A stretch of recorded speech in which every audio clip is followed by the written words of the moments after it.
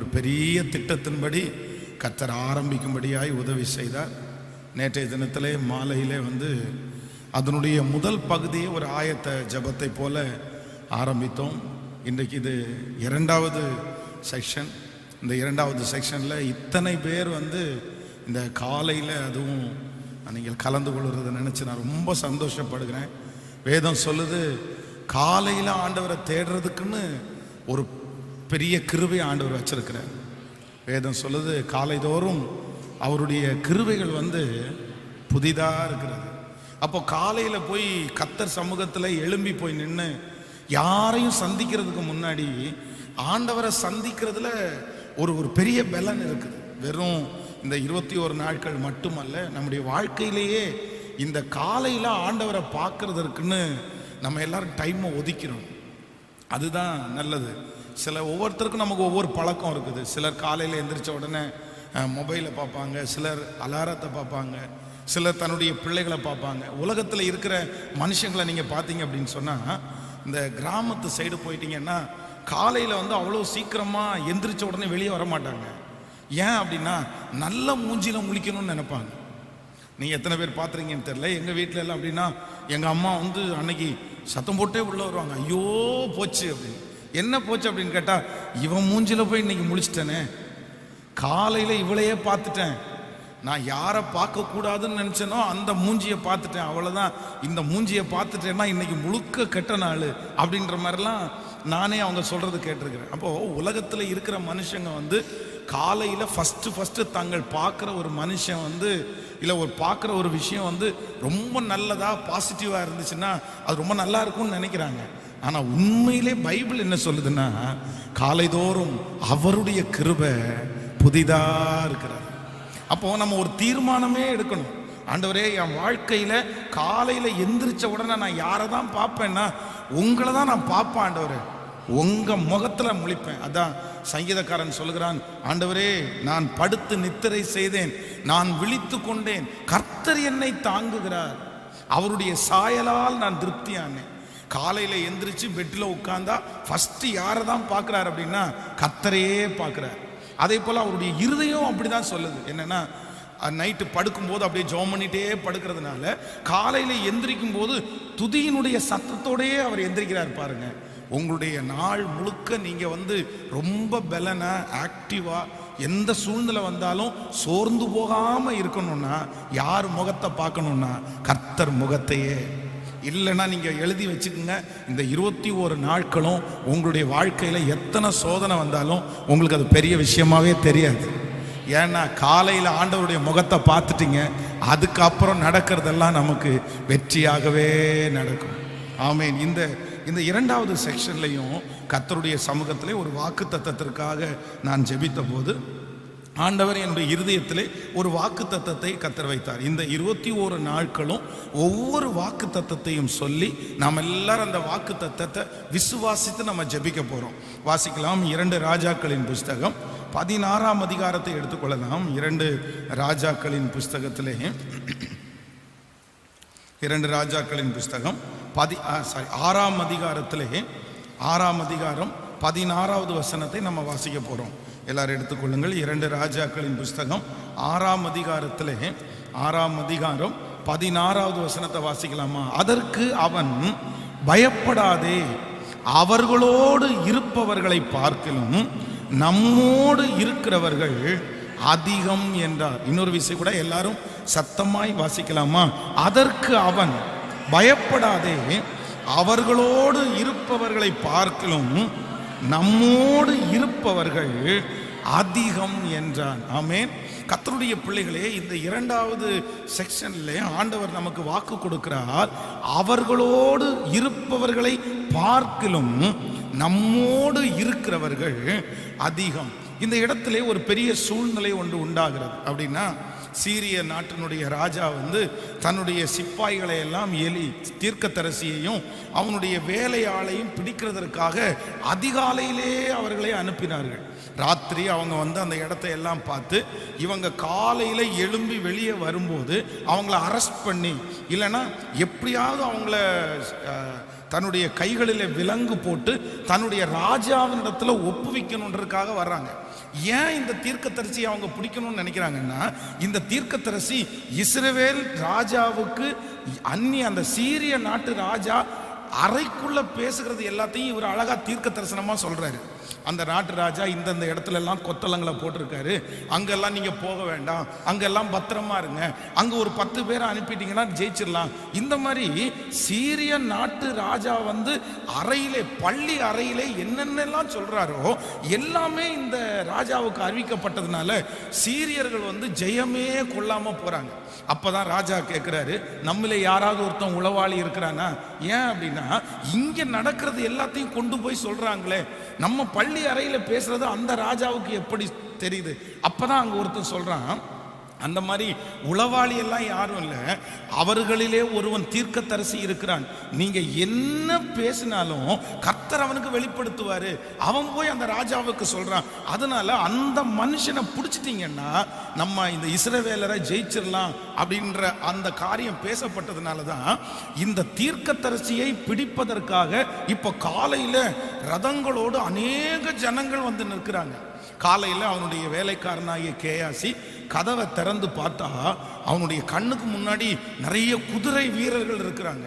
அவனுக்கு ஒரு ஆச்சரியமா இருக்குது. உடனே அப்படியே சத்தம் போட்டு, ஆண்டவனே நம்ம மரிச்சிட்டோம், நம்ம ஆண்டவர் நம்மளை எதிரியினுடைய கையில ஒப்பு கொடுத்தாரு, பாருங்க நம்மளை சுற்றி நிறைய பேர் நிக்கிறாங்க, நம்ம 2 பேர் தான் இருக்கிறோம், ஆனா நம்மை பிடிப்பதற்காக நிறைய பேர் வந்திருக்கிறாங்க. அப்பதான் தீர்க்கதரிசி சொல்றாரு, இல்ல இல்ல, அவர்களோடு இருப்பவர்களை பார்க்கலும் நம்மோடு இருக்கிறவர்கள் அதிகம். ஆமேன் சொல்லுங்க. நான் நம்புகிறேன் ஆண்டவருடைய பிள்ளைகளே, இந்த ஜெபத்திலே வந்திருக்கிற நம்முடைய வாழ்க்கையில ஒருவேளை நீங்க கடந்து போகிற சூழ்நிலை இப்படிப்பட்டதா இருக்கலாம். உங்களுக்கு எதிராக இருக்கிற பிரச்சனை, உங்களுக்கு எதிராக இருக்கிற சவால்கள் பெரிய வல்லமை உள்ளதா இருக்கலாம். உங்க கண்ணுக்கு முன்னாடி அது ரொம்ப பெருசா தெரியலாம். அதையும் உங்களையும் ஒப்பிட்டு பார்க்கும்போது நீங்க ரொம்ப சின்னவர்களாகவும், நீங்க ரொம்ப குறைஞ்சவங்களாகவும், உங்கள்கிட்ட பலனே இல்லாதது மாதிரியும், உங்கள்கிட்ட ஆள் பலம் பண பலம் எதுவுமே இல்லாதது மாதிரியும், ஆனா எதிரில் நிற்கிற பிரச்சனைக்கு பெரிய பலம் இருக்கிறது மாதிரியும் ஒருவேளை நீங்க நினைக்கலாம். ஆனா ஆண்டவர் உங்களுக்கு வாக்கு கொடுக்கிறாரு, நீ அதை விசுவாசிக்க வேண்டாம். அவர்களோடு இருப்பவர்களை பார்க்கலும், அந்த பிரச்சனையை பார்க்கலும், அந்த சவாலை பார்க்கலும் உங்களோடும் என்னோடும் இருக்கிற தேவனாகிய கர்த்தர் அவர் பெரியவர். நமக்கு இருக்கிற பலன் பெரிய பலனா இருக்கிறது. ஆமென். சில நேரங்களிலே நமக்கு இருக்கிற பலனை உலகத்துல யாரும் கண்டுபிடிக்க முடியாது, நம்மளும் சில நேரத்தில் கண்டுபிடிக்க முடியாது. பாருங்க, அந்த எதிரியினுடைய ஆட்கள் சுற்றி வளைத்து நிற்கிறார்கள். அவங்க இவங்க 2 பேரை மட்டும்தான் பார்த்தாங்க. அவங்கள சுற்றி இருக்கிற அக்னி ரதமான குதிரை வீரர்களை அவங்க கண்ணு பார்க்கவே இல்லை. கேயாசியால கூட, வேலைக்காரனாலே கூட தனக்கு முன்பாக நிற்கிற அக்னி ரதத்தை கண்டுபிடிக்க முடியல. ஆனா தேவனுடைய மனுஷன் ஜெபம் பண்ணினதற்கு பிற்பாடுதான் அவனாலே பார்க்க முடியுது. அப்போ நீங்க ஒருவேளை உங்களை சுற்றி ஆண்டவர் உங்களுக்காக வைத்திருக்கிற பாதுகாப்பு, உங்களுக்காக வைத்திருக்கிற வழியை நீங்க சில நேரங்களில் அறியாம இருக்கலாம், அதை கண்டுபிடிக்க முடியாது. ஆண்டவர் சொல்லி இந்த இடத்துல உனக்கு 10 பேரை வச்சிருக்கிறேன், இந்த இடத்துல உனக்கு 5 பேரை வச்சிருக்கேன்னு நமக்கு நிறைய நேரத்தில் சொல்ல மாட்டாரு. ஆனா உண்மை என்ன அப்படின்னா, நீங்க 2 பேரா இல்ல, நீங்க தனியா இல்ல. எந்த சவாலை நீங்கள் சமாளிக்க போகிறீர்களோ அந்த சவாலை விட உங்களுக்குள்ளே இருக்கிற உங்களை சுற்றி இருக்கிற பாதுகாப்பு, உங்களுக்குள்ள இருக்கிற பலன் சின்ன பலன் இல்லை, அது பெரிய பலன். நான் தீர்க்க தரிசனமாய் சொல்லுகிறேன், இந்த இரக்கம் செய்யும் வரை இந்த கூட்டத்தை முடித்து போகும்போது உங்களுக்கு முன்பாக இருக்கிற சவாலை நீங்கள் ஈஸியாக ஜெயிப்பீர்கள், நீங்கள் சுலபமாய் தாண்டுவீர்கள். அதை உங்களுடைய கண்களுக்கு முன்பாக அது சமாதானமாய் மாறும். ஏன் அப்படின்னா, உங்களோடு கூட இருக்கிறது தேவ பலன், உங்களோடு கூட இருக்கிறது. ஆமென். உங்களை பார்த்து நிறைய பேர் கேட்கலாம், உங்களிடத்துல என்ன இருக்குது, உனக்கு யார் இருக்கா, உனக்கு எந்த சொந்தக்காரருக்கு இருக்காங்க, எனக்கு இருக்கிற பலனை நான் காமிக்கவா, எனக்கு இருக்கிற திறமையை நான் காமிக்கவா, எனக்கு இருக்கிற ஆள் பலம் என்னன்னு உனக்கு தெரியுமா, எனக்கு இருக்கிற மனுஷ பலம் என்னன்னு தெரியுமா? உங்களை பார்த்து யாராவது ஒருத்தர் இப்படி இதே வார்த்தையிலே சொல்லி இருப்பார்களே, ஆனால் கர்த்தர் இன்றைக்கு உங்களுக்கு முன்னாடி வாக்கு கொடுக்கிறார், அவர்களோடு இருப்பவர்களை பார்க்கலும் உன்னோடு இருப்பவர்கள் அதிகம். ஹல்லேலூயா. இந்த ஜபத்திலே இன்று வரைக்கும் நீங்க நிறைய பேர் நிர்மூலமாகாதிருப்பதற்கு காரணம் என்னவென்று சொன்னா, நான் நம்புறேன் எதிரியினுடைய பலன் குறைவா இருந்ததுனால இல்ல, அவங்களுக்கு நிறைய பலன் இருந்துச்சு. ஆனா அவங்கள விட ஒரு படி கர்த்தர் உங்களை தலையை நிமிர பண்ணினார்.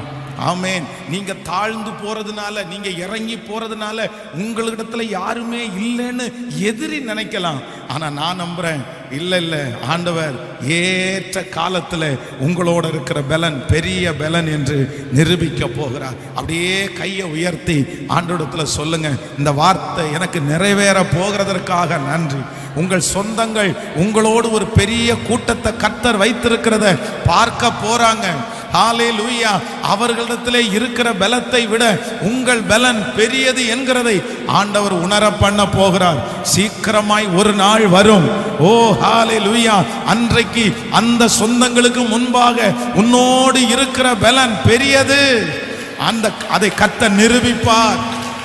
ஆண்டவர் அதை நிரூபிப்பார். ஹல்லேலூயா. ஹல்லேலூயா.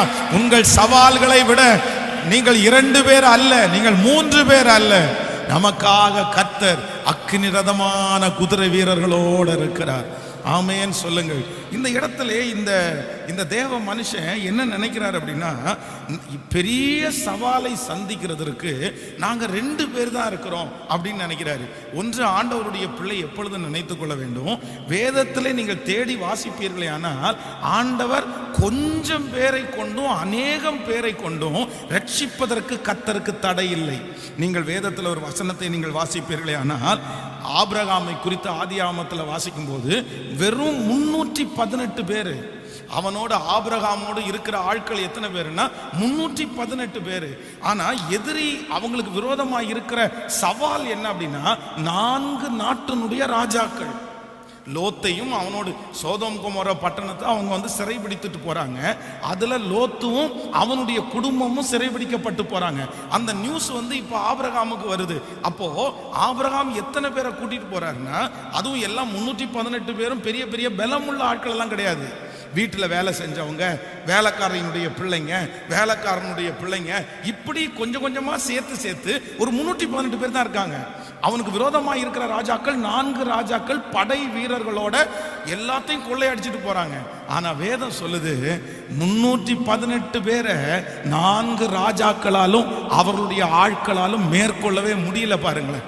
அந்த இடத்துல ஆபிரகாம் போய் ஒரு பெரிய வெற்றியை வாங்கிட்டு திரும்பி வரும்போது தான் அந்த ராஜா சொல்றாரு, சோதோமனுடைய ராஜா சொல்றாரு, ஒண்ணு பண்ணுங்க, ஜனங்களை எனக்கு கொடுத்துருங்க, பொருள் எல்லாம் நீங்க வச்சுக்கோங்க. அப்பதான் ஆபிரகாம் சொல்றாரு, ஆபிரகாமை ஐஸ்வர்யவான் ஆக்குனேன் என்று நீ சொல்லாதபடிக்கு நான் உன்னுடைய செருப்பினுடைய ஒரு வார கூட நான் எடுக்க மாட்டேன், எனக்கு எதுவுமே வேண்டாம் அப்படின்னு. அப்போ ஆண்டவருடைய பிள்ளைகள், இன்றைக்கு இந்த ஜெபத்தில் இருக்கிற நீங்க சிறு கூட்டமா இருந்தாலும், நீங்க தகுதியே இல்லாதவர்களா இருந்தாலும், என்ன ஆண்டவருக்கு உங்களை கொண்டு பெரிய சவால்களை சந்திப்பது கர்த்தருக்கு லேசான காரியம். நீங்க நினைக்கலாம், என் திராணிக்கு மிஞ்சி பெரிய சவால் பாஸ்டர், என்னுடைய திறமைக்கு மிஞ்சி பெரிய சவால் பாஸ்டர், என்னுடைய வருமானத்துக்கு மிஞ்சி ஒரு பெரிய சவாலை நான் சந்திக்க போறேன் பாஸ்டர், நான் எப்படி அதை முடிப்பேன், நான் எப்படி அது காரியத்தை கைகூடி வர பண்ணுவேன். நீங்க அஞ்ச வேண்டாம். கொஞ்சமா இருந்தாலும் அநேகமா இருந்தாலும் உதவி செய்வது என் கர்த்தருக்கு லேசான காரியம். 318 பேரை கொண்டு 4 ராஜாக்களை முறியடிக்க முடியுமானால், உங்களுடைய பலவீனமான பிள்ளையை கொண்டு அந்த காரியத்தை செய்வதற்கு என் கர்த்தரால முடியும். எத்தனை பேர் ஆமோதிக்கிறீங்க? கையை உயர்த்தி சொல்லுங்க, ஆண்டவரே, ஆபிரகாமின் தேவன் என் தேவன். சொல்லுங்க, ஆபிரகாமின் தேவன். ஹல்லேலூயா. ஆபிரகாமின் தேவன் பலன் உள்ளவனா இருந்தாலும் பலன் அற்றவனா இருந்தாலும் உதவிகள் செய்வது கர்த்தருக்கு லேசான காரியம். பலன் உள்ளவனா இருந்தாலும் அற்றவனா இருந்தாலும் உதவிகள் செய்வது கர்த்தருக்கு லேசான காரியம். ஆமென் சொல்லுங்கள். 318 பேரை கொண்டு ராஜாக்களையே முறியடித்த கர்த்தர். நீங்க அது மட்டும் இல்ல, தாவீதுனுடைய மகனை குறித்து நீங்கள் வாசிக்கும் போது, சாமுவேல்ல வாசிக்கும் போது வேதம் சொல்லுது, அங்கேயும் அப்படிதான், அவனும் அவனுடைய ஆயுததாரியும் மட்டும்தான் இருக்கிறாங்க. 2 பேர் தான். இப்போ அந்த யோனத்தானுடைய ஆயுததாரி, அதுவும் பைபிள் சொல்லும் போது அந்த யுத்தத்தை அவங்க ஆரம்பிக்கும் போது சவுலுடைய கையிலையும் யோனத்தானுடைய கையிலையும், இவங்க 2 பேருடைய கையில மட்டும்தான் பட்டயம் இருக்குது, வேற யாருடைய கையிலையும் பட்டயம் இல்லை. ஆனா எதிராய் நிற்கிற கூட்டம் வந்து மகா பெரிய கூட்டம், ஒரு மலையின் மேல திரளான கூட்டம் நடக்குது. அப்பதான் யோனத்தான் வந்து தன்னுடைய வேலைக்காரனை கூப்பிட்டு சொல்றாரு, வா நம்ம அந்த தனயத்திற்கு போவோம், வா கர்த்தர் ஏதாவது நமக்கு செய்வாரு. அப்ப அந்த வேலைக்காரர் சொல்றாரு, சரி போலான்னு சொல்லி 2 பேர் தான் போறாங்க. 2 பேரு, அவ்வளோ பெரிய கூட்டம். ஆனா வேதம் சொல்லுது, எதிரிகள் தங்களுக்குள் வெட்டுண்டு மடிய செய்தார். ஒரே பட்டயம், 2 பேரு. ஆனா யுத்தத்தை முடிச்சிட்டு வரும்போது வேதம் சொல்லுது, பெரிய ஆர்ப்பரிப்பின் சத்தம். அப்போ நான் நம்புறேன், உங்கள்கிட்ட இருக்கிறத வச்சு நீங்க ஒண்ணுமே கணக்கு போட வேண்டாம். நம்முடைய ஆண்டவர் ரொம்ப பெரியவர். யார் அப்படி கலங்கி போய் இந்த ஜெபத்தில் நீங்க கலந்து கொள்றீங்கன்னு தெரியல. நீங்க எங்கிருந்து இந்த சத்தத்தை கேட்டாலும் நான் நம்புறேன், ஆண்டவர் இன்னைக்கு வாக்கு கொடுக்கிறாரு, உன்னிடத்துல இருக்கிற கொஞ்சம் அல்ல, தேவனிடத்துல இருக்கிற நிறைவு ரொம்ப பெருசு. ஆமென், ஹல்லேலூயா. இந்த வசனத்தை நான் தியானித்து கொண்டிருக்கும் போது ஒரு தாவீதனுடைய வாழ்க்கையை ஆண்டவர் என்னுடைய இருதயத்தில் காண்பித்து, ஒரு தேவனுடைய பிள்ளை 3 காரியத்தை பார்க்க கூடாது அப்படின்னா, ஒரு சவால் நமக்கு முன்னாடி இருக்கும்போது, இல்லைன்னா ஒரு தரிசனம் நமக்கு முன்னாடி இருக்கும்போது, ஒரு 3 காரியத்தை ஆண்டவருடைய பிள்ளைய பார்க்க கூடாது. அந்த 3 காரியத்தையும் உங்களுக்கு சொல்லி நம்ம எல்லாரும் ஜெபித்து இன்னைக்கு முடிக்க போறோம். நீங்கள் எடுத்துக்கொள்ளலாம். 1 சாமுவேலின் புஸ்தகம் 8ஆம் அதிகாரத்துக்கு நம்ம போகிறோம். 1 சாமுவேலின் புஸ்தகம் 8ஆம் அதிகாரத்தில் எல்லாரும் எடுத்துக்கொள்ளலாம். 1 சாமுவேல் 8ஆம் அதிகாரத்தில்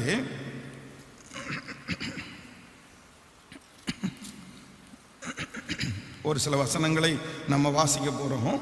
8ஆம் அதிகாரம் நம்ம ஒரு 9வது வசனத்தை வாசிக்கலாமா? இப்பொழுதும் அவர்கள் சொல்லை கேள், ஆனாலும்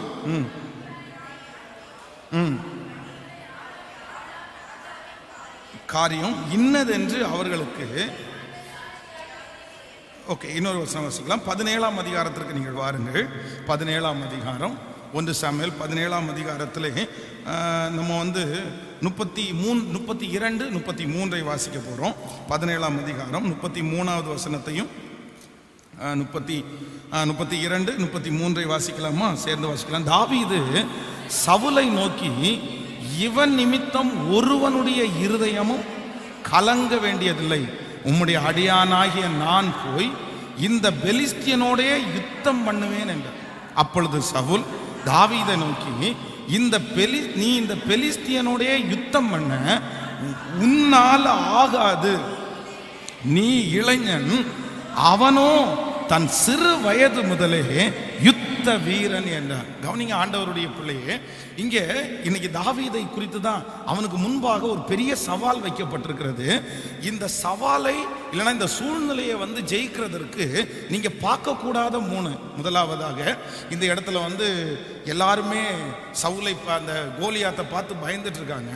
அப்போ தாவீது என்ன சொல்றான் அப்படின்னு சொன்னா, இந்த மனுஷனின் நிமித்தம் ஒருவனுடைய இருதயமும் கலங்க வேண்டாம்.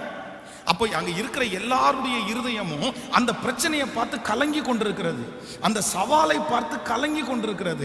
அப்பதான் தேவனுடைய மனுஷன் சொல்றான், இந்த மனுஷனை பார்த்து ஏன் நீங்க கலங்குறீங்க, ஏன் நீங்க பயப்படுறீங்க, நான் போய் உங்களை அந்த மனுஷனை முறியடிச்சு நான் ஜெயத்தை எடுத்துட்டு வர்றேன். அப்போ சவுல் சொல்றாரு, எப்பா நீ நினைக்கிறது மாதிரி அந்த ஆளு சின்ன ஆளு கிடையாது, அவர் ரொம்ப பெரிய ஆளு, நீயோ இளைஞன், அவனோ தன் சிறு வயது முதலே அவன் யுத்த வீரன், நீ எப்படிப்பா அவனை ஜெயிப்ப, உன்னால ஜெயிக்க முடியாது.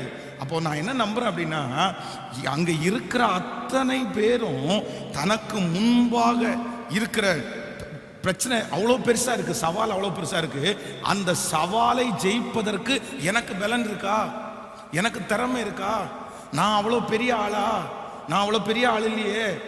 தன்னை பார்த்தாங்க, அவங்கள பார்த்து எதிரியை ஒப்பிட்டாங்க, அவங்கள பார்த்து சவாலை ஒப்பிட்டாங்க, அவங்கள பார்த்து தேவையை ஒப்பிட்டாங்க, அவங்கள பார்த்து எதிர்காலத்தை ஒப்பிட்டாங்க.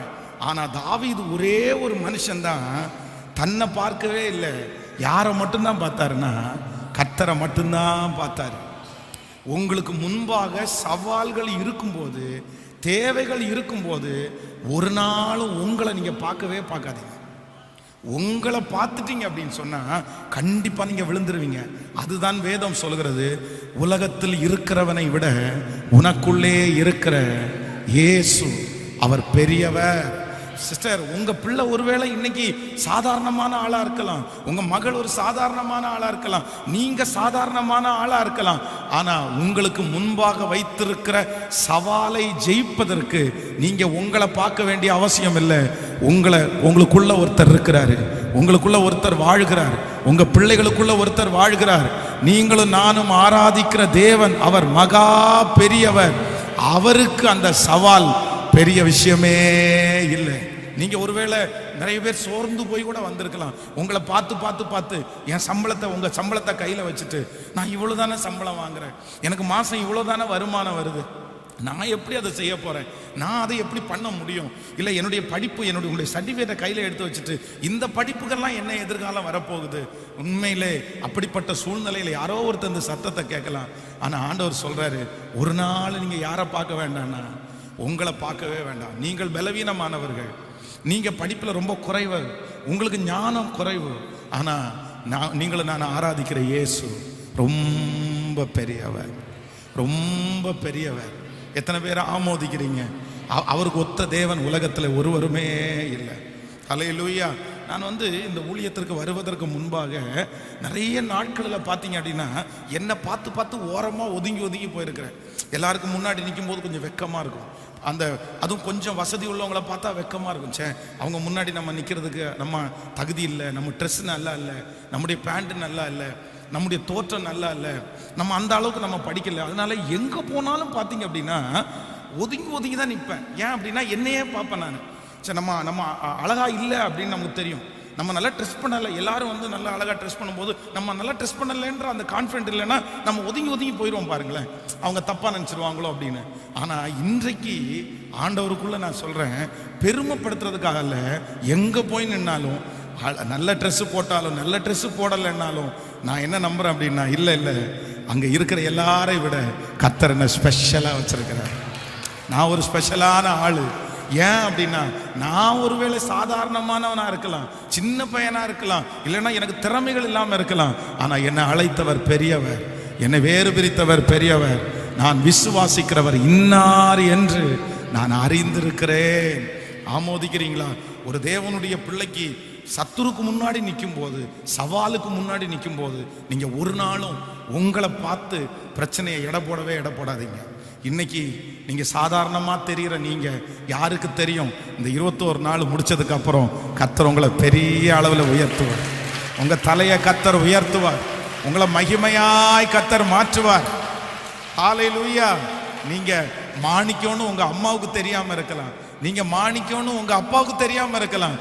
ஆனா நான் நம்புறேன், நீங்க மாணிக்கம்ன்றது தெரிய வருகிற ஒரு நாள் சீக்கிரமாய் வரும். நீ பெரிய தேவனுடைய மனுஷன் என்று சொல்லப்படுகிற ஒரு நாள் சீக்கிரமாய் வரும். கைகளை உயர்த்தி சொல்லலாம், ஆண்டவரே, நான் ஒரு நாள் என்ன பார்க்க மாட்டேன். ஹல்லேலூயா. உங்களை பார்த்து சோர்ந்து போய் வந்திருக்கலாம். எனக்கு ஒண்ணுமே இல்லையே, எனக்கு ஒரு வீடு கூட இல்லையே தங்குறதற்கு, எனக்கு ஒரு தாளந்துமே இல்லையே. இந்த உலகத்தில் இருக்கிறவங்க எல்லாரும் எவ்வளவு தாளந்தா இருக்காங்க, எவ்வளவு ஞானமா நடக்கிறாங்க, எவ்வளவு சம்பாதிக்கிறாங்க. ஆனா எனக்கு மட்டும் ஒண்ணுமே இல்லையே, நான் மட்டும் ஒண்ணுமே இல்லாம இருக்கிறேனே. ஆனா கர்த்தர் சொல்றாரு, இல்ல உன்னை பார்க்க வேண்டாம், உனக்குள்ள இருக்கிற இயேசு பெரியவர், நான் பெரியவர். கையை உயர்த்தி எல்லாரும் சொல்லுங்க, எனக்குள்ளே இருக்கிற இயேசு பெரியவர். அறிக்கை செய்யுங்க. ஓ ஹல்லேலூயா. சவால்களை நீங்கள் சந்திப்பீர்கள், உங்களுக்கு முன்பாக இருக்கிற சவால்களை நீங்கள் சந்திப்பீர்கள், அந்த காரியத்தை வெற்றியாய் நீங்கள் செய்து முடிப்பீர்கள். ஹல்லேலூயா. உங்களுக்குள்ளே இருக்கிற இயேசு அந்த காரியத்தை உங்களுக்காக செய்து முடிப்பார். ஆமென். சவால்கள் சந்தித்திட, உலகத்தில் ஜெயம் எடுக்க, சவால்கள் சந்தித்திட, உலகத்தில் ஜெயம் எடுக்க, உறவுகள் சீர் பொருந்த, குடும்ப உறவு சீர் பொருந்த, சமாதானம் நான் பெற்றிட, தேவ தேவ சமாதானம் நான் இப்ப சொல்லும். புது கிருபை தாரும் தேவா, புது வல்லனை தாரும் தேவா, ஓ கிருபை தாரும் தேவா, புது வல்லனை தாரும் தேவா. என்னை நடத்தும் புதிய கிருபையால் என்னை நடத்தும் புதிய கிருபை. சொல்லும் புது கிருபை தாரும் தேவா, புது வல்லனை தாரும் தேவா, புது கிருபை தாரும் தேவா, வல்லனை தாரும் தேவா.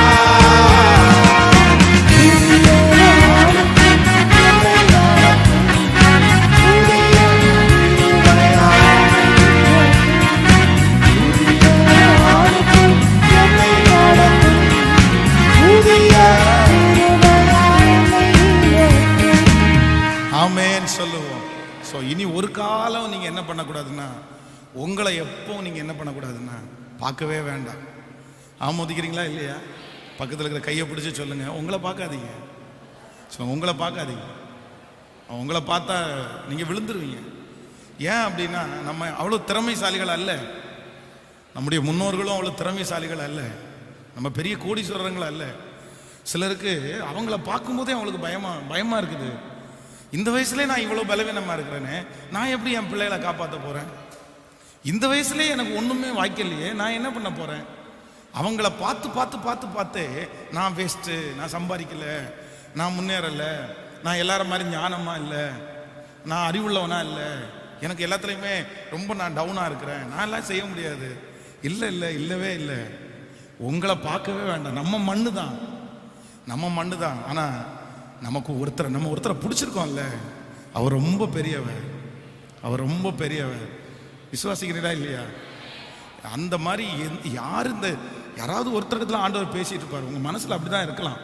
உங்களை பார்த்து நான் தகுதி இல்லை, நான் சொல்றேன், அந்த வார்த்தை தான் உங்களை உயர்த்த போகுது. ஆமென் சொல்லுவோம். ஆண்டவர் அப்படிப்பட்டவங்கள தான் தேடுறாரு. பலசாலிகள் எல்லாம் தேடல. பலமுள்ளவர்களை வெட்கப்படுத்தும்படியாய் ஆண்டவர் உலகத்திலே பலவீனமானவர்களாம் தேடுறாரு. உங்களை தான் கர்த்தர் தேடுறாரு. கர்த்தருக்கு நீங்க தான் வேணும். பலவீனமானவங்க தான் வேணும் கர்த்தருக்கு. இல்லாதவங்க தான் கர்த்தருக்கு வேணும். அப்பதான் உள்ளவைகளை கர்த்தர் அவமாக்குவார். அதனால எந்த சவாலுக்கு முன்னாடி நின்னாலும், ஆண்டவரை நான் ஒன்று சொல்றேன், என்ன நான் பார்க்க மாட்டேன், எனக்குள்ளே இருக்கிற இயேசு ஒரு பெரியவர். இன்னைக்கு இந்த செகண்ட் டே இந்த ஜபத்தை முடிச்சுட்டு போய் உங்க சவாலுக்கு முன்னாடி போய் நின்று சொல்லுங்க. இதுவரைக்கும் அதை பார்த்து பயந்து போய் என்ன பண்ண போறேனோ, என்னால் பண்ண முடியாதுன்னு உங்களையே நீங்க மைனஸா அவிசுவாசமா நினைச்சத போய் நின்று சொல்லுங்க. இல்லை, எனக்கு பலன் இல்லையா, எனக்கு ஞானம் இல்லையா, ஆனா என்னை அழைச்சவர் ஞானம் உள்ளவர், என்னை நடத்துகிறவர் பலன் உள்ளவர், என்னை அழைத்தவர் பணக்காரர், என்னை அழைத்தவர் கோடீஸ்வரர், என்னை அழைத்த தேவன் மகா உன்னதமானவர். அவருக்கு முன்பாக பர்வதங்கள் நடுங்கும், அவருக்கு முன்பாக மலைகள் பெயர்ந்து போகும். ஆமென் சொல்லுவோம். நம்பர் 2, இரண்டாவதாக ஒரு தேவனுடைய பிள்ளை சவால்களுக்கு முன்பாக நிற்கும் போது நீங்க எதை பார்க்க கூடாது அப்படின்னா, நீங்க இந்த தாவீதுடைய வாழ்க்கையை வாசிக்க போறோம். 17ஆம் அதிகாரத்தை வாசிக்கும் போது 17ஆம் அதிகாரம் 4வது வசனத்தை வாசிக்கலாமா? 17ஆம் அதிகாரம் 4வது வசனத்தை வாசிக்க போறோம். அப்பொழுது காத்து ஊரானாகிய கோலியாத் என்னும் பேருள்ள ஒரு வீரன் பெலிஸ்தியரின் பாளையத்திலிருந்து புறப்பட்டு வந்து நடுவே நிற்பான். அவன் உயரம் 6 முழமும் 1 ஜானுமா. அவன் தன் தலையின் மேல் வெண்கல சீராவை போட்டு ஒரு போர்க்கசவன் தரித்து கொண்டிருப்பான். அந்த கவசத்தின் நிறை 5000 சேக்கலான வெண்கலமா இருக்கும்.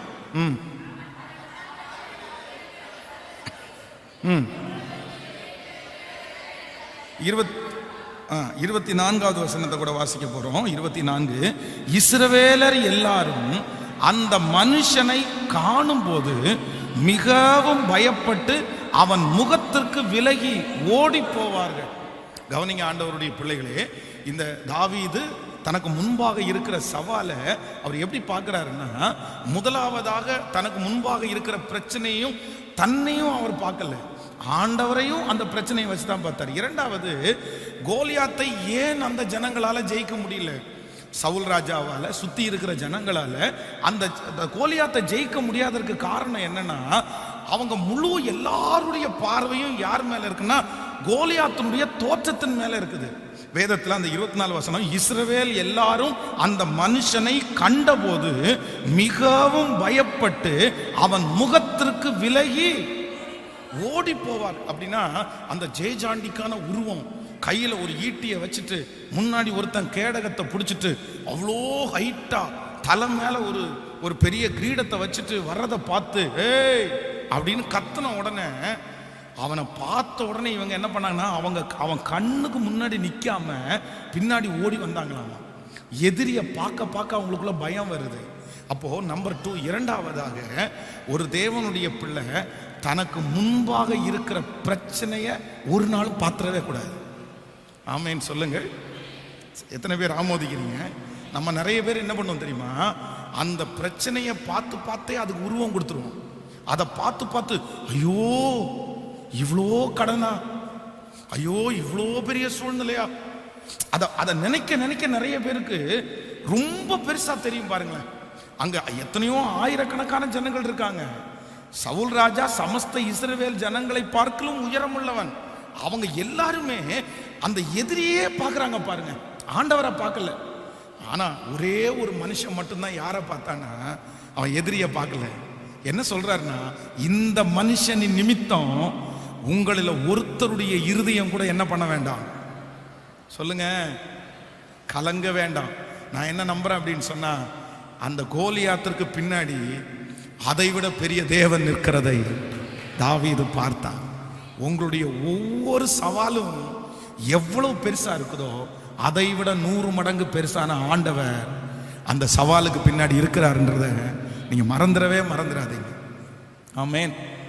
சில நேரங்களிலே சிலர் வந்து ஃபோன் பண்ணும்போது, சிலருக்கு 1 லட்சம் ரூபாய் கடனா இருக்கும், சிலருக்கு 1 கோடி ரூபாய் கடனா இருக்கும்.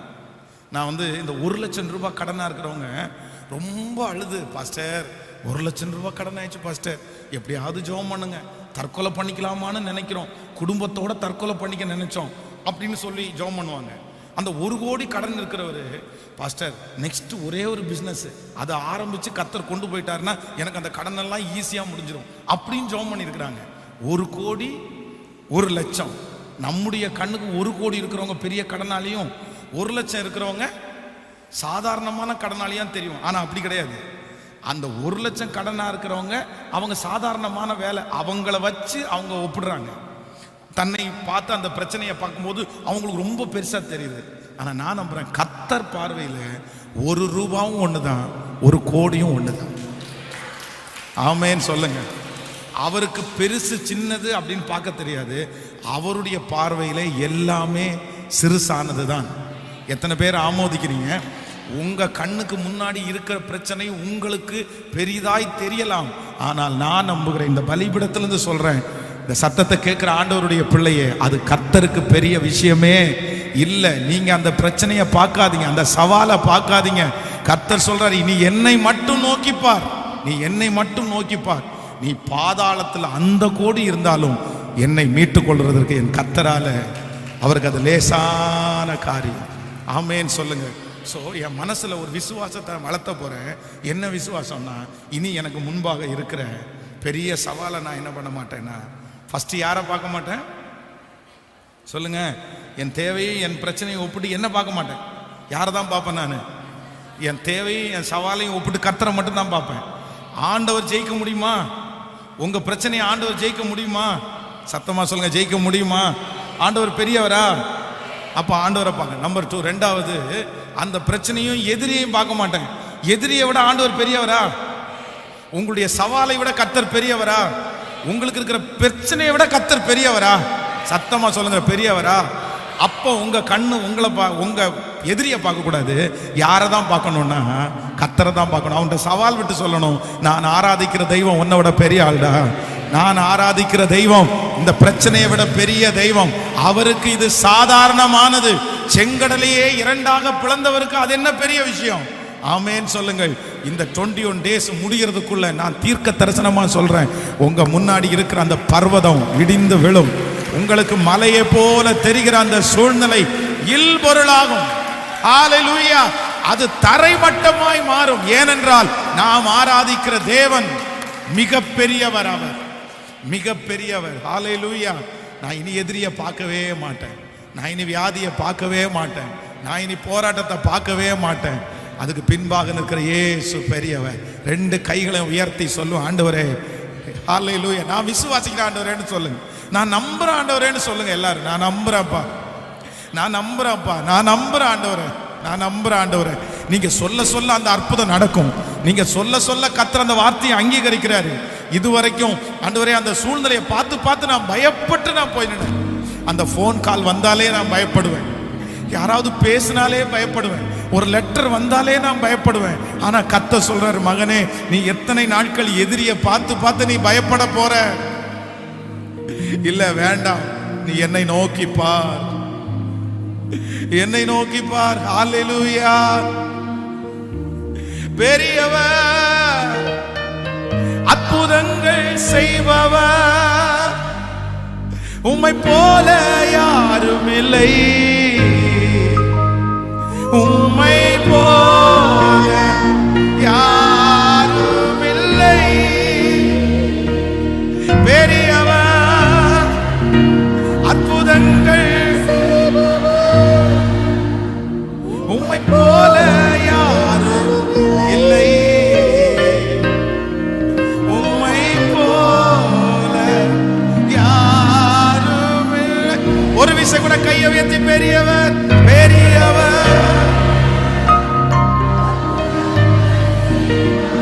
இயேசுவே, உம்மை போல யாரும், ஓ உம்மை போல யாரும்.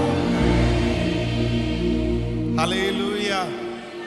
இந்த எகிப்து தேசத்துக்குள்ளாய் கடந்து போகும்போது மோசே சொல்றார், ஆண்டவரே நான் எப்படி பார்வோனுக்கு முன்னாடி போய் நிற்பேன்? பார்வோன் ரொம்ப பெரிய ஆள் ஆயிடுச்சு ஆண்டவரே, நான் அங்கிருந்து துரத்தப்பட்டு நான் வந்தேன், நான் அவனுக்கு முன்னாடி போய் நிற்கிறதுக்கு எந்த தகுதியும் இல்லை. அப்பதான் ஆண்டவர் பார்த்து சொல்றாரு, நீ போ, நான் உன்னோடு கூட இருப்பேன். அவன் கேட்டா நான் என்ன சொல்றது ஆண்டவரே? இருக்கிறவராகவே இருக்கிறேன் என்று சொல். இல்ல ஆண்டவரே, ஏதாவது ஒரு அற்புதத்தை காமிச்சிங்கன்னா பரவாயில்ல, உன் கோலை கீழே போடு அப்படின்ற உடனே அந்த கோல் பாம்பா மாறுது, அது கைனால பிடிச்சிரு அப்படின்றாரு, அது உடனே கோலா மாறிடுது. இப்ப போ, நீ போய் பார்வோனுக்கு முன்னாடி, அவன் உன்னை ஏத்துக்கலன்னா இந்த அற்புதங்கள் எல்லாம் செஞ்சு காமி. ஆனா ஒரு விஷயம் என்னன்னா, பார்வோனுக்கு முன்பாக போய் அந்த மோசே கோலை போடுறான், போட்ட உடனே அது பாம்பா மாறிடுச்சு. அங்க இருக்கிற அத்தனை மந்திரவாதிகளும் கோலை போடுறாங்க, எல்லாருடைய கோலும் வந்து பாம்பா மாறிடுச்சு. ஆனா அதுல ரொம்ப அழகான ஒரு வார்த்தை சொல்லுது, இவனுடைய கோல் அங்க இருக்கிற எல்லா கோலையும் விழுங்கிருச்சாங்க. ஆமேன்னு சொல்லுவோம். நான் சொல்றேன், உங்களுக்கு விரோதமாக இருக்கிறவங்க வந்து ஒருவேளை உங்களை விட ஒரு படி மேலே இருக்கிற மாதிரி உங்க கண்ணுக்கு தெரியலாம், ஆனா மேற்கொள்றது யார் அப்படின்னா நீங்களும் நானும் தாங்க. நம்புறீங்களா? ஏன் அப்படின்னா நம்மோட கர்த்தர் இருக்காருல்ல, உங்களோட ஆண்டவர் இருக்காருல்ல. அதனால சவால்களை பார்த்து சோர்ந்து போகாதீங்க, மிரட்டல்களை பார்த்து சோர்ந்து போகாதீங்க, உங்க கண்ணுக்கு முன்னாடி மலையை போல இருக்கிற பிரச்சனையை பார்த்து சோர்ந்து போகாதீங்க. அதை பார்க்காதீங்க, அதை பார்க்காதீங்க. அது மேல உங்க கண்ணு போக வேண்டாம். உங்க கண்ணு யார் மேல போனோம்னா கிறிஸ்து இயேசுவே கவனித்து. யாராவது உங்கள்கிட்ட வந்து சொல்லி, என்ன பிரதர் என்ன பண்ண போறீங்க பிரதர், சிஸ்டர் நீங்க என்ன பண்ண போறீங்க, ஐயோ ரொம்ப பெரிய விஷயமா இருக்கும் போல தெரியுது, இதுல இருந்தெல்லாம் நீங்க மீட்டெடுக்கிறது ரொம்ப கஷ்டம் சிஸ்டர் அப்படின்னு உங்கள்கிட்ட வந்து அந்த பிரச்சனையை குறித்து பெருசா ஒரு பெரிய விஷயமா உங்கள்கிட்ட பூதாகாரம் பண்ணும்போது உங்க சிந்தை அப்படி போகவே கூடாது. உங்க மனசுல என்ன சொல்லணும்னா, இல்லப்பா நீ இந்த பிரச்சனையை எவ்வளவு பெருசா சொன்னாலும் என் மீட்பர் உயிரோடு இருக்கிறார், அவர் இதை விட ஒரு படி சத்தமா சொல்லணும். உங்க மனசுல அவங்க சொல்லும் போதெல்லாம் சொல்லணும், அதை விட என் தேவன் ஒரு படி மேலானவர், அதை விட என் தேவன் ஒரு படி உயர்ந்தவர். ஹல்லேலூயா. என்னை சேதப்படுத்தவே படுத்தார். ஸோ நம்பர் 1, முதலாவது ஒரு சவால் நமக்கு முன்னாடி இருக்கும்போது முதல்ல நம்மளை நம்ம பாத்திரக்கூடாது. நம்பர் 2, ரெண்டாவது, ஒரு சவால் நமக்கு முன்பாக இருக்கும்போது நமக்கு எதிராக நிற்கிற சவாலை பாத்திரவே கூடாது. நம்பர் 3, மூணாவது, இந்த தாவீதினிடத்தில் இந்த மூணாவது ஒரு அதிசயத்தை நீங்கள் 17ஆம் அதிகாரம் 38வது 39வது வசனத்தை வாசிக்கலாமா? 17ஆம் அதிகாரத்திலே 38, சவுல் தாவீதுக்கு தன் வஸ்திரங்களை உடுத்துவித்து வெண்கலமான ஒரு சீராவை அவன் தலையின் மேல் போட்டு ஒரு கவசத்தை அவனுக்காய் தரிப்பித்து அவனுடைய பட்டயத்தை தாவீது தன் வஸ்திரத்தின் மேல் கட்டி கொண்டு அதிலே அவனுக்கு பழக்கம் இல்லாததினால் நடந்து பார்த்தான். அப்பொழுது தாவீது சவுலை நோக்கி, நான் இவைகளை போட்டு கொண்டு போகக்கூடாது, இந்த அப்பியாசியம் எனக்கு இல்லை என்று சொல்லி அவைகளை களைந்து போட்டு தன் தடியை கையிலே பிடித்து கொண்டு ஆற்றில் இருக்கிற 5 கூழாங்கல்லை தெரிந்து கொண்டு அவைகளை மேய்ப்பனுக்குரிய தன்னுடைய அடைப்பையிலே போட்டு தன் கவனை தன் கையிலே பிடித்து கொண்டு அந்த பெலிஸ்தியன் அண்டைக்கு போனான். ஆமேன் சொல்லுங்க. இப்போ மூணாவது என்னன்னா, இந்த சவுல் பார்க்குறாரு, தாவீது சொல்றாரு, ஏப்பா நீ சந்திக்க போகிற சவால் ரொம்ப பெருசு, அதனால அதை ஜெயிக்கிறதுக்கு உனக்கு பலன் இல்லை, ஆனாலும் நீ உற்சாகமா போறேன்னு சொல்ற, இத்தனை 1000 பேர் போகாம இருந்து நீ போறேன்னு சொல்றது எனக்கு சந்தோஷமா இருக்குது. நீ ஒண்ணு பண்ணு, என் ட்ரெஸ்ஸை நீ போட்டுக்கோ, என் பட்டயத்தை நீ கூட கொண்டு போ. உடனே அந்த ட்ரெஸ்ஸை எடுத்து போட்டு பட்டயத்தை கட்டுனா தாவீது என்ன சொல்றாரு அப்படின்னா, இந்த அப்பியாசம் எனக்கு இல்லை, வேண்டாம், எனக்கு இது கரெக்டா செட் ஆகல அப்படின்னா, மூன்றாவது தனக்கு வருகிற எந்த உதவியையும் மனுஷனிடத்திலிருந்து வர்ற உதவியை தாவீது பார்க்கவே இல்லை. நன்றாய் நீங்கள் நினைத்துக் கொள்ளுங்கள். ஃபர்ஸ்ட் நீங்க உங்களை பாத்திரக்கூடாது, ரெண்டாவது நீங்க எதிரியை பாத்திரக்கூடாது, மூணாவது யாரெல்லாம் உதவி செய்வா, எந்த பேங்க்ல நமக்கு உதவி செஞ்சோம், அப்படி உதவி செய்கிற மனிதர்களை நீங்க பாத்திரவே கூடாது. உங்களுடைய கண்களுக்கு முன்பாக ஒரு சவால் வருமானா நீங்க உதவியை தேடி போக வேண்டியதில்லை, அந்த சவாலை ஜெயிக்கிறதுக்கு உதவியை கர்த்தரே அனுப்புவார். நீங்க நம்புறீங்களா? எத்தனை பேர் விசுவாசிக்கிறீங்க? நீங்க போக வேண்டியதில்லை.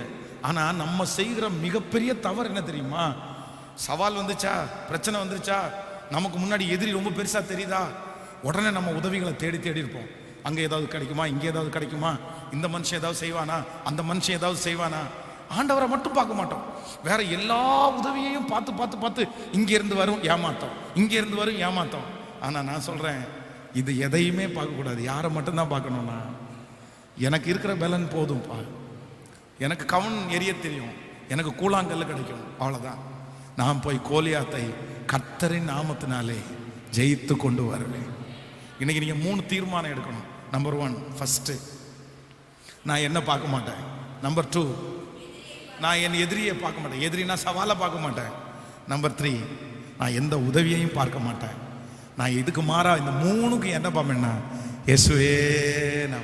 அவர்கள் அவருடைய முகத்தை நோக்கி பார்த்து பிரகாசம் அடைந்தார்கள், அவர்கள் முகங்கள் வெட்கப்பட்டு வெட்கப்பட்டு போனதே இல்லை, வெட்கப்பட்டு போனதே இல்லை. கர்த்தர் உங்களை வெட்கப்படுத்தவே மாட்டார். இந்த சத்தத்தை கேட்கிறவங்களை வெட்கப்படுத்தவே மாட்டார். எதிரிக்கு முன்னாடி கர்த்தர் உங்களை வெற்றியா நிறுத்துவார். சவால்களுக்கு முன்பாக கர்த்தர் உங்களை வெற்றியாய் நிறுத்துவார். நீங்கள் அந்த சவாலை சந்திப்பீர்கள். எப்படி தாவீது கோலியாத்தை ஜெயித்து வெற்றியோடு திரும்பி வந்தானோ, இந்த 21 நாள் ஜெபம் முடிக்கும் போது அந்த சவால்களை சந்தித்து நீங்கள் வெற்றியோடு திரும்பி வருவீர்கள். உங்கள் வாய் சாட்சி சொல்லும், நீங்கள் சாட்சி சொல்ல போகிறீர்கள். கர்த்தர் உங்களை சாட்சியாய் நிறுத்துவார். ஹல்லேலூயா. ஏனென்றால் என் கர்த்தர் அவர் பெரியவர், பெரியவர், பெரியவர். இப்ப சொல்லுங்க, என்னை விட என் தேவன் பெரியவர், என் பிரச்சனையை விட என் தேவன் பெரியவர், எனக்கு மனிதர்கள் கொடுக்கிற உதவியை விட என் தேவன் பெரியவர். சொல்லுங்க, இந்த 3 விஷயத்தையும் சொல்லுங்க பார்க்கலாம். அறிக்கை செய்யுங்க எல்லாம் சத்தமா. என்னை விட, என் திறமையை விட இயேசு பெரியவர். சொல்லுங்க, என் எதிரியை விட இயேசு பெரியவர், என் சவாலை விட இயேசு பெரியவர். ஹல்லேலூயா. எனக்கு வருகிற உதவியை விட என் இயேசு பெரியவர், பெரியவர், பெரியவர். ஆமென். உங்களுடைய பிரச்சனையை கம்ப்ளீட்டான தீர்வு எந்த மனுஷனாலையும் கொடுக்க முடியாதுன்றத நீங்க எப்போ நினைச்சுக்கோங்க, எப்போ நினைச்சு கண்டிப்பா செய்ய முடியாது. கர்த்தரை தவிர அந்த பிரச்சனை இருந்து முழு விடுதலை யாரும் கொடுக்க முடியாது. அதனால யார் உதவி பண்ணினாலும் அது உங்களுக்கு திருப்தியா இருக்காது, அது உங்களுக்கு ஃபினிஷா இருக்காது, அது ஒரு முடிவா இருக்காது. கர்த்தர் செஞ்சுட்டாருன்னா நான் சொல்றேன் அது முடிவு வந்துடும். அதுக்கு 1000 பேர் வந்து உங்களுக்கு உதவி செய்யலாம், ஆனா அவங்களால அதை க்ளோஸ் பண்ண முடியாது. ஆனா ஏன் கர்த்தர் என்ன ஃபைலை க்ளோஸ் பண்றவர் தான் கர்த்தர். அவ்வளவுதான். அது இன்று கண்ட எகிப்தியனை இனி என்றுமே நீ காண மாட்டேன். அந்த ஃபைலை க்ளோஸ் பண்றாரு பாருங்க. எத்தனை பேர் வேணாலும் இஸ்ரவேல் ஜனங்களுக்கு உதவி செய்யலாம், இல்ல கர்த்தர் தான் ஃபினிஷ் பண்றவர். அதனால இன்னைக்கு ஒரு தீர்மானத்தோட எல்லாரும் போறோம். இன்னைக்கு முழுக்க நீங்க அடுத்த நாளைக்கு காலையில திரும்ப இந்த ஜெபத்துக்கு வர்றதுக்குள்ள இதை அறிக்கை செஞ்சுட்டே இருக்கணும். எனக்குள்ள இருக்கிறவர் பெரியவர், பெரியவர், பெரியவர், பெரியவர். நான் என்ன பார்க்க மாட்டேன், நான் எதிரியை பார்க்க மாட்டேன், நான் எனக்கு உதவியை பார்க்க மாட்டேன், நான் உண்மையே பார்ப்பேன், நான் உண்மையே பார்ப்பேன். நான் வெட்கப்பட்டு போக மாட்டேன், என் பிள்ளை வெட்கப்பட்டு போக மாட்டாங்க. எத்தனை நெகட்டிவான வார்த்தைகள் இருந்தாலும் அத்தனையும் பாசிட்டிவா மாற்றுகிற இயேசு நமக்குள்ள இருக்கிறார். நிச்சயமாகவே முடிவு உண்டு நம்பிக்கை. எல்லாரும் எழுப்பி நிற்கலாம். ஹல்லேலூயா. எனக்குள்ளே இருக்கிறவர் பெரியவர். சூழ்நிலை எல்லாம் எதிரானதோ, சுற்றத்தாருன்னில் பகையானாரோ. சூழ்நிலை எல்லாம் எதிரானதோ, சுற்றத்தாருன்னில் பகையானாரோ. வல்லவர் உனக்குள்ளே இருக்கின்றார், வலக்கரம் தாங்குவர் கலங்காதே, வலக்கரம் தாங்குவர் கலங்க.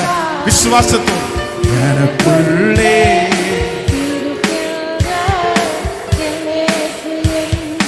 பெரியவர்,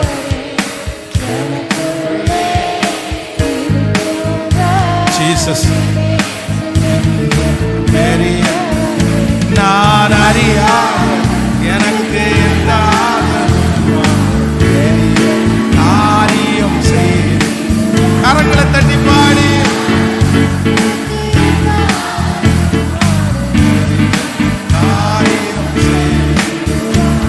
எனக்குள்ளே இருக்கிற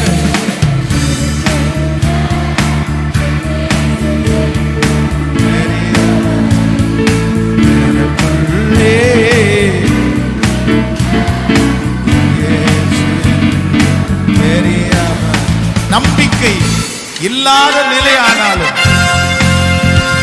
நமக்கு இருக்கிறதெல்லாம் எதிராக இருந்தாலும், எனக்குள்ளே இருக்கிற இயேசு பெரியவர். கரங்களை தட்டி கொண்டு ஹல்லேலூயா.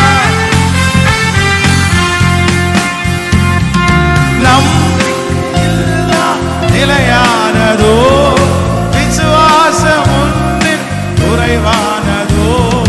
நம்பிக்கையில்லா நிலையானதோ, விசுவாசம் ஒன்றில் குறைவானதோ. வல்லவர் உனக்குள்ளே இருக்கின்றார், வலக்கரம் தாங்குவர் கலங்காதே, வலக்கரம் தாங்குவர் கலங்காதே. அம்கனா ஷேகரபா லோதரபா ஷேகரபா பெரியவர். அக்கினி அக்கினி அக்கினி இப்பொழுது பலப்படுத்தட்டும். பெரியவர் நான் அறியாதது எனக்கு எட்டாதது, பெரிய காரியம் செய்திடுவார். நான் அறியாதது எனக்கு எட்டாதது. விசுவாசத்தோடு பாடுவோம். நான் அறியா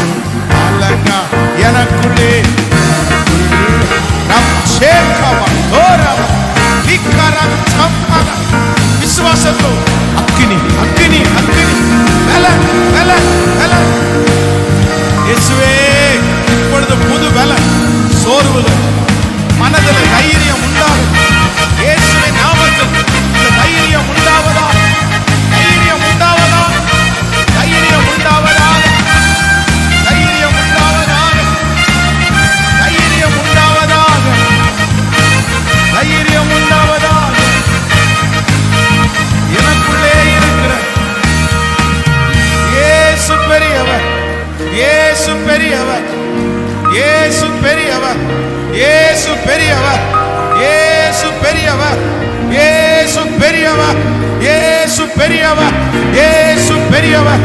என் பலத்தை விட இயேசு பெரியவர், என் பிரச்சனையை விட இயேசு பெரியவர். இயேசு பெரியவர், இயேசு பெரியவர். இதோ பர்வதங்கள் அவருக்கு முன்பாக மெழுகு போல உருகி போகிறது. பர்வதங்கள் அவருக்கு முன்பாக மெழுகு போல உருகி போகிறது. என் இயேசு பெரியவர்,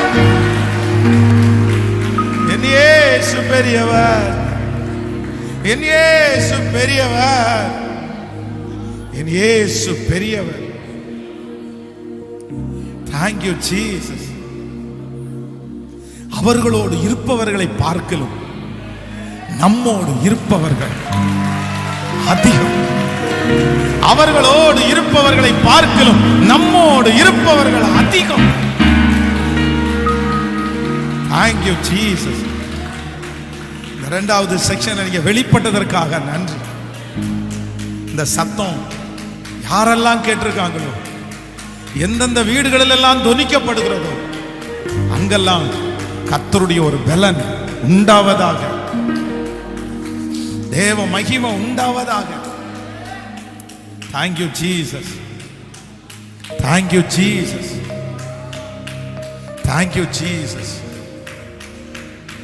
எல்லாரும் ஒரு நிமிஷம் கரங்களை கோர்த்து பிடித்து, கரங்களை கோர்த்து பிடித்து Cry for கோயம்புத்தூர். உங்க பட்டணத்திற்காக நீங்க அழுங்க. எருசலேம் குமாரத்திகளே, நீங்கள் எனக்காக அழாமல் உங்களுக்காக, உங்கள் பிள்ளைகளுக்காக எல்லாரும், ஆண்டவரே எங்க பட்டணத்திற்கு ஒரு இரக்கத்தை காமிங்க ஆண்டவரே. எங்க பட்டணம் உங்களை அறியட்டும். எங்க பட்டணத்துல திருச்சபைகள் எழும்பட்டும். எங்க பட்டணத்துல வாலிபர்கள் எழும்பி நிற்கட்டும். உலகத்தை கலக்கிறவர்களை எங்கள் பட்டணத்துல எழுப்புங்கப்பா. எங்க பட்டணத்துல மிஷனரிகளை எழுப்புங்கப்பா. எங்க தேசத்தை, எங்க பட்டணத்தை ஆளுகை செய்கிற அந்தகார இருள் அகலட்டும் அப்பா. அப்பா அப்பா 1000 பேர் கொண்ட சபை 10,000 சபை எழும்பட்டும்பா. 10,000 பேர் கொண்ட 1000 திருச்சபைகள் எழும்பட்டும்பா. எழும்பட்டும்பா. எங்க பட்டணம் ரட்சிக்கப்படணும். எங்க பட்டணம் உங்களை ஏற்றுக்கணும். எங்க பட்டணம் இயேசுவின் பட்டணமாய் அறிவிக்கப்படணும். Thank you Jesus. உம்முடைய பிள்ளைகள் எல்லாரையும் மனதார நான் ஆசீர்வதிக்கிறேன். அவர்கள் பண்ணுகிற பிரயாணங்கள், அவருடைய வேலை எல்லாவற்றிலும் உம்முடைய கரம் இருக்கட்டும். அவங்க சந்தோஷமா வாழணும். இந்த வார்த்தை நாளைக்கு காலையில திரும்ப சந்திக்கிற வரைக்கும் அவங்களுடைய இருதயத்துல பேசிட்டே இருக்கணும். இனி ஒரு காலமும் தனக்கு முன்பாக இருக்கிற சவாலை பார்த்து என் பிள்ளைங்க சோர்ந்து போயிடவே கூடாதுப்பா. இந்த 21 நாட்களும் எங்க பிள்ளைங்க எல்லாரும் சாட்சி சொல்லணும். ஆன்லைன்ல இந்த சத்தத்தை கேட்டுக்கொண்டிருக்கிற ஒவ்வொரு பிள்ளைகளையும் ஆசீர்வதிச்சு இந்த இடத்துல இருக்கிற அதே பிரசன்னம் அவங்க ஆராதிக்கிற இடத்துல அப்படியே இருக்கட்டும் ஆண்டவரே. நன்றி. இந்த 21 நாட்கள் உங்க கரத்துல கொடுக்கிறோம். இந்த இடத்தை எங்களுக்கு அழகாய் கொடுத்த ஜீசஸ் கால் ஸ்தாபனத்திற்காக, ஊழியர்களுக்காக, ஆண்டவரே ஸ்தாபன தலைவருக்காக நாங்க மனசார ஆசீர்வதித்து நாங்க ஜெபிக்கிறோம். உங்க பிரசன்னங்களை நடத்தட்டும். இயேசுவின் மூலம் ஜெபம் எடுக்கிறோம் நல்ல பிதாவே. என் ஆத்துமாவே கர்த்தரை ஸ்தோத்திரி, முழு உலகமே பரிசுத்த நாமத்தை ஸ்தோத்திரி. என் ஆத்துமாவே கர்த்தரை ஸ்தோத்திரி. கர்த்தர் செய்த நம்முடைய ஆண்டவராகிய